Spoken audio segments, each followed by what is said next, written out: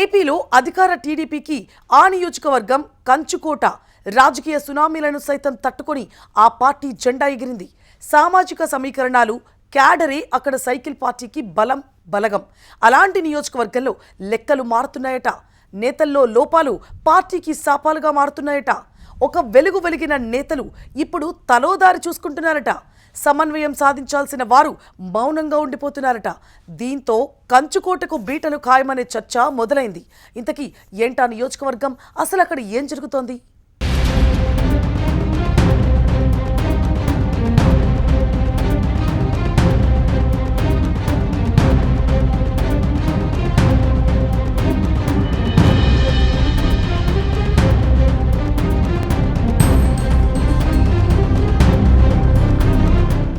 రేపల్లె ఉమ్మడి గుంటూరు జిల్లా టైంలోనూ ఈ నియోజకవర్గానికి ఓ ప్రత్యేకత ఉంది.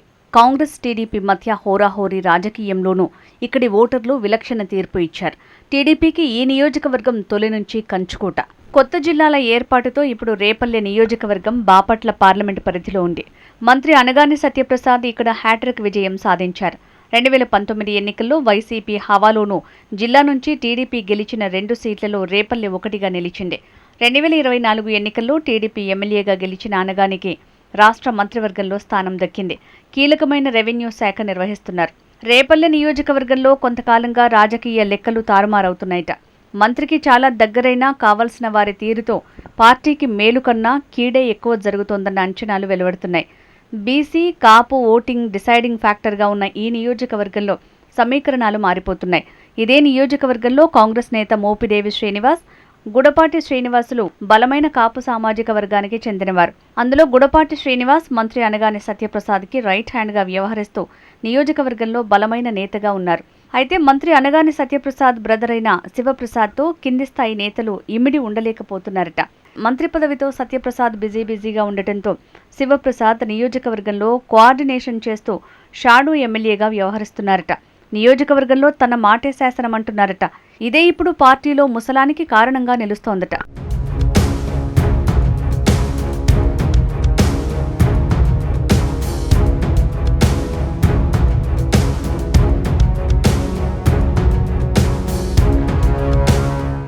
మంత్రి సోదరుడిగా శివప్రసాద్ తన హవా చూపించే క్రమంలో పార్టీ నేతలతో పాటుగా అధికారుల్ని శాసిస్తూ కొత్త రాజకీయం చేస్తున్నారట. తన మాట కాదంటే అధికారులు అక్కడి నుంచి స్థానచలనం కోసం సిద్ధపడాల్సిందేనట. అదేవిధంగా నేతలు టీడీపీని వీడి మరో పార్టీని వెతుక్కోవాల్సిందేనట. ఒకసారి సామాజిక సమీకరణాలను విశ్లేషిస్తే ఈ నియోజకవర్గంలో తొలి స్థానంలో గౌడ సామాజిక వర్గం, తర్వాతి స్థానంలో కాపు ఓట్లు గెలుపోటములను నిర్ణయించే స్థాయిలో ఉన్నాయి. కాగా వైసీపీ ఆవిర్భావం తర్వాత ఇప్పటి వరకు ఈ నియోజకవర్గంలో ఆ పార్టీ గెలుపొందలేదు. దీంతో ఈసారి ముందస్తుగానే ఇక్కడ పీఠం మోహన్ వైసీపీ రేపల్లె సమన్వయకర్తగా నియమితులు కావడంతో ఆయన వేగంగా పావులు కదుపుతున్నారట. నియోజకవర్గ టీడీపీలో ఎవరైనా అసంతృప్తిగా ఉంటే వెంటనే పీఠం మోహన్ అలర్ట్ అవుతారట. వారికి గాలం వేసే ప్రయత్నం చేస్తున్నారట.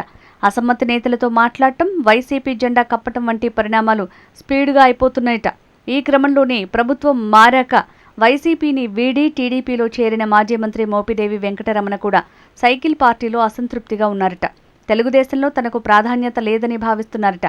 దాంతో తిరిగి మళ్లీ ఫ్యాన్ వైపు చూస్తున్నారట. ఇప్పటికే దూతల ద్వారా టాక్స్ కూడా నడుస్తున్నాయన్న ప్రచారం సాగుతోంది. ఇదే విధంగా మోపిదేవి శ్రీనివాసరావు సైతం వైసీపీలో చేరారు. సామాజిక సమీకరణాలే ఇక్కడ గెలుపోటములను డిసైడ్ చేసే క్రమంలో అనగాని బ్రదర్స్ కారణంగా పార్టీ నష్టపోయే పరిస్థితి ఏర్పడినట్టు సీనియర్లు వాపోతున్నారు. బలమైన ఓటు బ్యాంకు గల సామాజిక వర్గం లీడర్లను దూరం చేసుకుంటున్నారని విస్మయం వ్యక్తం చేస్తున్నారట.